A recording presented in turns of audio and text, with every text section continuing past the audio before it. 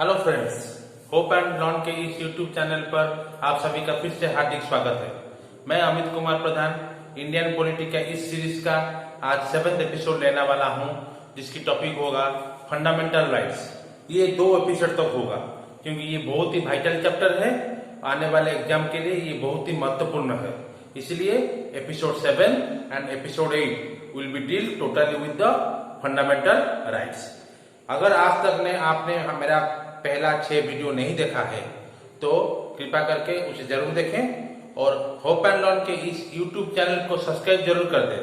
साथ ही साथ bell icon को भी दबा दें ताकि आने वाले हर वीडियोस की नोटिफिकेशन आपको मिल जाएगी। और एक बात मैं आपको कहना चाहूंगा कि ये जो मेरा लेक्चर चल रहा है ये एक्सक्लूसिवली ऑब्जेक्टिव रिलेटेड वीडियोस है, तो हम वही चीज ध्यान में रखेंगे जो ऑब्जेक्टिव में आएंगे, जैसे कि which fundamental right can never be suspended during national emergency. These are objective type of questions. What are the benefits of fundamental rights? These are subjective type questions. Both are different.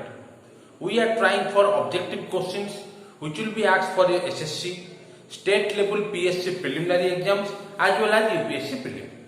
So practice objectives, stay with me because in the end of the lecture I will give you objective, but in case of fundamental right, in the next episode I will provide you with the total objectives of fundamental right. So let's start fundamental rights part 1 episode 7. So part 3 of the constitution defines fundamental right. That means fundamental rights is in part 3 of the constitution and article 12 to 35 deals with fundamental rights. Details of all the article we will read in due course. Fundamental right is guaranteed to all citizens without any discrimination, whether Hindu, Muslim, white, black. So it is common for all, irrespective of caste, religion, creed, sex. Okay. Fundamental right aims to establish a government of laws, not of men. That means it is not for the people, it is as for the law. That means if you have given some rights, then definitely you have to follow that right with some law. And moreover, this particular part 3 is also called as Magna Carta of India. Many times objective come. Which of the following is known as the Magna Carta of India? Fundamental rights, fundamental duties, preamble, directive principle of state policy. So you have to get fundamental rights. Next, earlier we have 7 fundamental rights. Remember, we have 7. Now we have 6. What are these? Are 6. Right to equality. It deals with Article 14 to 18. Right to freedom deals with Article 19 to 22. Right against exploitation. It deals with Article 23 and 24. Right to freedom of religion. It deals with Article 25 to 28. Right to educational right. It deals with Article 29 to 30. Then come right to constitutional remedies. It deals with Article 32. So one of these articles, right to property, here missing Article 31. It has been deleted as per 44th Amendment Act 1978. So you may get the question, which of the following article has been deleted under fundamental rights? Article 28, Article 30, Article 31, Article 32. So answer will be Article 31. So details of all these articles we will read in this episode as well as our next episode. So what are the features of fundamental rights? So features are, some are available to Indians while some are available to both Indian and non-Indian, right? Some are available to Indian means every Indian are considered equal in applying job within the territory of India. And some applicable to both Indian and non-Indian means right to life. Even foreigner who are in India, they have also right to life. They can stay in India. Similarly, they are defended and guaranteed by the Supreme Court. That means if you are denied any right, you can directly approach to Supreme Court and get justice. which has been defined here. They are justiciable. That means person can move to the court if they are denied fundamental rights. Suppose you have right to live in any part of a country, and if you are denied to live in that part of the country, you can directly approach court and get justice. This is a very important point. All fundamental rights can be suspended during emergency except Article 20-21, which is under right to freedom. These two articles come under right to freedom that we will discuss. So this cannot be suspended during emergency. So let us move to our first fundamental right, right to equality. Article 14 states that all citizens are equal before law. That means no one is different, whether he is from different sex, whether he is from different caste or different religion. He is same as per Article 14. And this concept of equal protection of law are taken from American Constitution. Sometime objective may come from here. Fifth one, prohibition of discrimination on certain grounds, that is religion, caste, sex, color. That means no one can be discriminated in taking job, in living, in speaking, in respect of religion, caste, sex and color. Equality of opportunity in public employment. That means all Indians have equal chance of doing job. Whether he cannot be denied on the basis of religion, caste, sex, color in getting the opportunity in public employment. And it is an important point, Article 7, abolition of untouchability. Untouchability, which was earlier in our country, this abolition has been done under Article 17.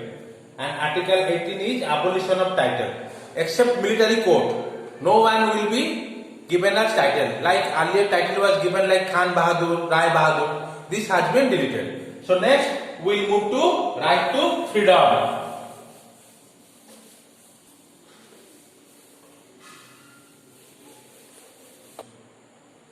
Now we will move to our second fundamental right.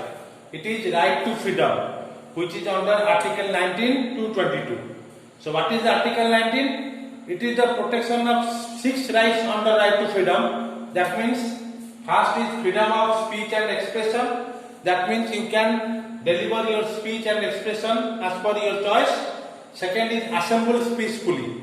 You can assemble at any place in case of protest or if you want something, but it should be in a peaceful manner. Then moving freely throughout India, you have this freedom also. Being a resident of West Bengal, you have a right to move to Maharashtra. You can also reside and settle in any part of the India. You being born in one state, you can move to another state of India and you can purchase land and settle there. And last one is right to practice any profession. You have full right if you want to become an engineer or a doctor or an IAS officer. Nobody is going to stop you. That means you have also right to practice any profession. You have right to form union as well as association. So you have full right to form the unions and association for the betterment of the society, people and your religion. So these are all under Article 19. Article 20 is protection in respect of conviction of offences. Suppose in some case you have been convicted or any offences you have been put. You have the right to know under what conviction you have been convicted, or if you are convicted unlawfully, then you can approach court and get justice as per your choice. So protection in respect of conviction and offences is under Article 20. Similarly, Article 21 also shows protect to life and personal liberty. So main point I am underlining, protect to life and personal liberty. That means you have the right to live with dignity, privacy, right to shelter, health, legal aid, information, etc. There are many protections, but these are the major things that I have mentioned. Important is that Article 21A. This is not earlier in the fundamental right. It was introduced by 86th Amendment Act. It is called Right to Education, RTE. It is under Article 21A, which is introduced by 86th Amendment Act. Under this Act, there should be free and compulsory education up to 14 age. That is, all the children up to 14 will get free and compulsory education. Article 22 states protection against arrest and detention.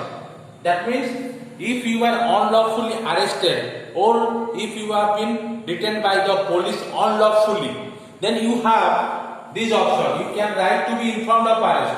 Why you have been arrested? You have the right to be informed. Besides, you have right to consult legal practitioner if your arrest is according to law or not. Moreover, if you have arrested whether lawfully or unlawfully, then it is right of the police to produce before magistrate under 24 hours. Sometimes question come under how many time?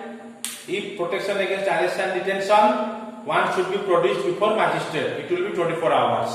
Okay. Then we will move to our third right, which is called right against exploitation. That means Article 23 states prohibition of traffic in human beings and forced labor. Traffic in human beings, just think, I have written separately. Traffic means selling or buying a person. It should be prohibited. That means nobody should be sell or nobody should be buy. Moreover, forced labor. You have no right to force any citizen of India to do labor. If they are interested, they can, but you can't make them force. Similarly, Article 24 is very much important. It is prohibition of employment of children in factories. Generally, small children are allowed to work in factories, but this should not be happen. Children of the below 14 years should not be allowed to work in factory. And here, free and compulsory education up to 14. It is free and compulsory education up to 14. Here, children below 14 years should not be allowed to work in the factory. That's why a Child Labour Prohibition Act 2016 has been enacted, in which there is a imprisonment for 6 months to 2 years in jails, as well as rupees 20,000 to 50,000 fine, or it can be both. Next, we will move to our fourth, right to freedom of religion. Listen, Article 19 to 20, right to freedom. It is special, right to freedom of religion. Article 25 to 28. So Article 25 states your freedom of free practice and propagation of any religion. You can practice any religion, you can propagate any religion. That means you can follow any religion. Being a Hindu, you can convert to Muslim. Being a Muslim, you can convert to Hindi. And also, you can propagate it when you can think good of your own religion. There is no boundary of that. Moreover, Article 26. Freedom to manage religious affairs. That means you can establish institution for religious or charitable purposes of a particular religion. Then come Article 27. Freedom of payment of tax for promotion of any religion. Being an Indian citizen, you can pay tax for the development of Hindu, you can pay tax for the development of Muslim, you can pay tax for development of Christian. There is no boundary of payment of tax or being a taxpayer for any particular religion. Then we will move to Article 28. This is your freedom to attend any religious worship in certain educational institution. That means you can go and attend any non-religious. Means being one religion, you can attend the educational institution of another religion. This freedom is also provided on the Article 28. So next two rights we will discuss in our upcoming episodes, and all the objective questions of fundamental rights I will tell in the next episode totally. So stay tuned to our hope and learn YouTube channel. अगर अभी तक आप लोगों ने subscribe नहीं किया है तो प्लीज सब्सक्राइब जरूर कर ले. साथ ही साथ बेल आइकन को भी दबा ले. आने वाले हर वीडियो की नोटिफिकेशन आपको मिल जाएगी.